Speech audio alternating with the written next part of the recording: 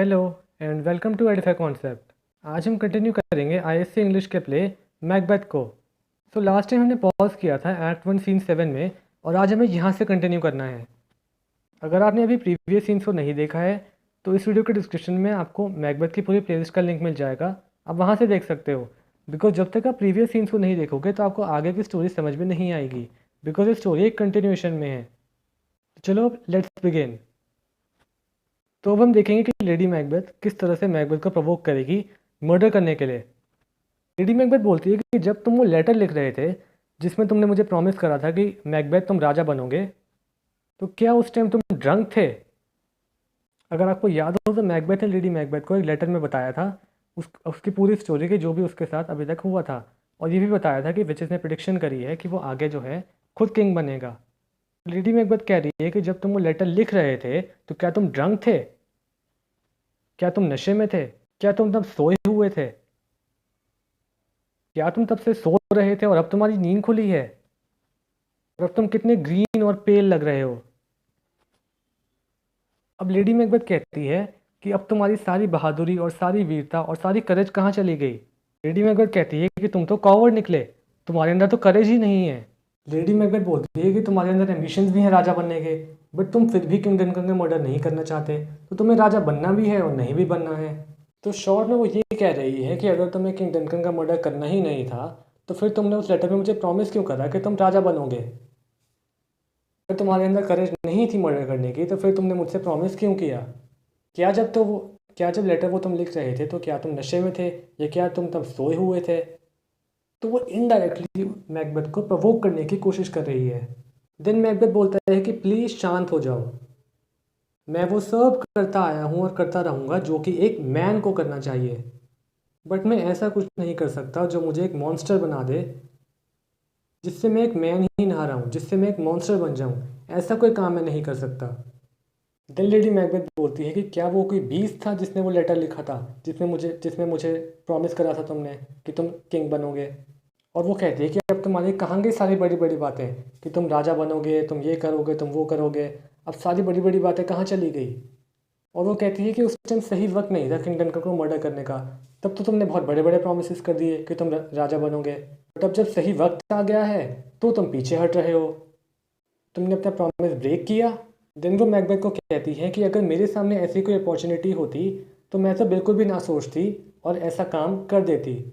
Lady Macbeth बोलती है कि मुझे पता है कि मैकबेथ को किंग बहुत पसंद है और किंग बहुत ही अच्छे राजा हैं, बट वो कहती है मैकबेथ से अगर तुम्हें बड़ा ऊंचा उठना है, अगर तुम्हें खुद किंग बनना है तो अब तुम्हें किंग डनकन को मार देना चाहिए। डिस्पाइट कि वो बहुत अच्छे हैं, बट अब उन्हें तुम्हें मार देना चाहिए ताकि तुम खुद किंग बन सको।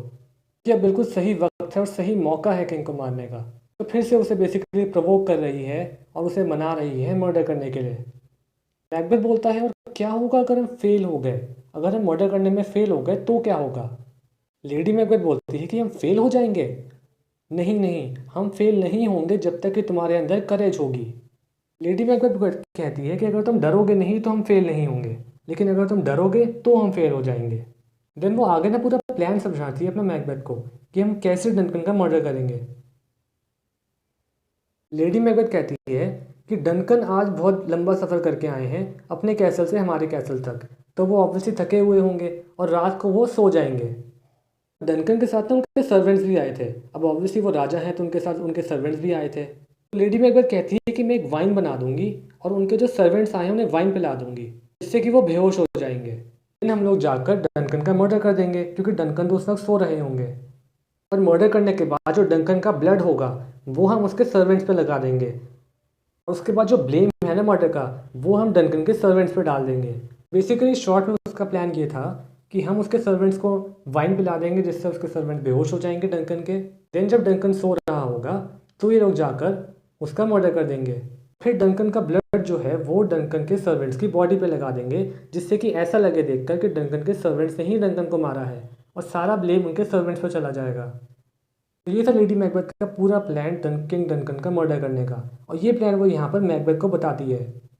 देन मैकबेथ कहता है अपनी वाइफ से कि तुम्हारे थॉट्स इतने क्रूअल हैं कि अगर तुमने कभी किसी बच्चे को जन्म दिया तो इंश्योर करना कि वो बच्चा मेल हो।